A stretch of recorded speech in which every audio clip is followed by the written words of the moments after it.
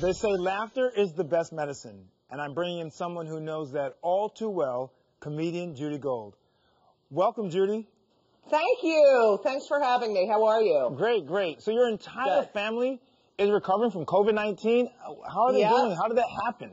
Well, my son goes to Tulane. He plays basketball for them, and one of his roommates came home after visiting the family, and he tested positive.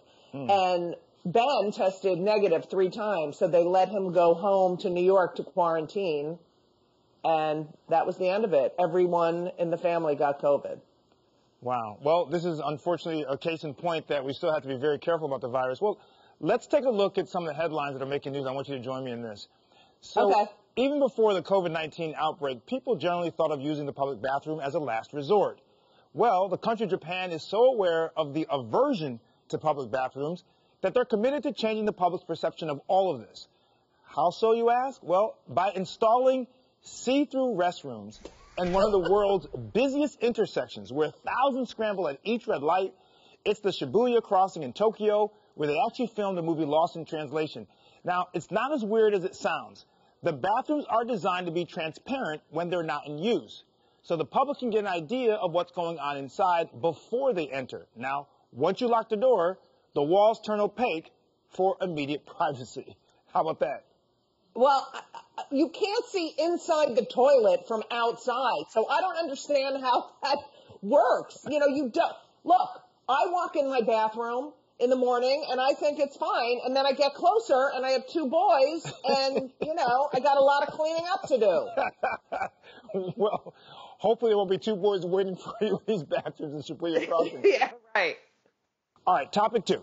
The next story is a fitness craze that promises you flat abs in 10 days, and you don't even need to change your diet.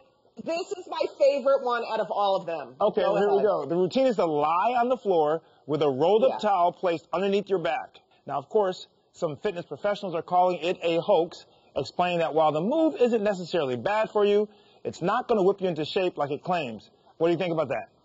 I think that if laying on the floor was going to give me flat abs, I would have the flattest abs in the entire world. That's what I think. You know what? I had to check this out myself. Look at what I did. All right, guys, I'm going to try this Japanese ab workout. They say 5 minutes, 10 days, you'll see results. You take a towel, roll it up, or you take a foam roller, put it behind the lower part of your back, underneath your navel, directly back. Then you lay back on it. You take your legs, you put your legs inward, like so. Then you put your arms behind your head, like this, and you turn your palms facing the floor, and you just hold it like this. They say for 5 minutes. Now, I have to tell you, it feels good, actually. It's nice and relaxing, and it's actually stretching my abdominal muscles rather than causing the contraction.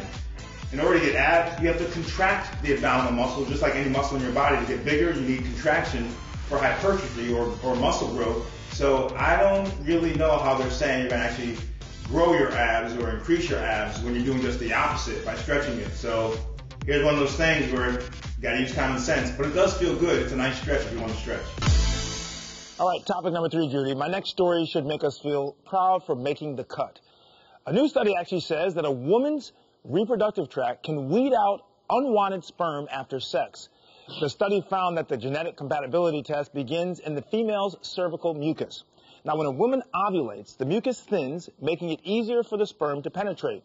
The mucus is thought to help normal sperm travel more easily and block abnormal or poorly functioning sperm from continuing up the female's reproductive tract. The study found that it's always the case depending on the environmentally compatibility of the male's sperm.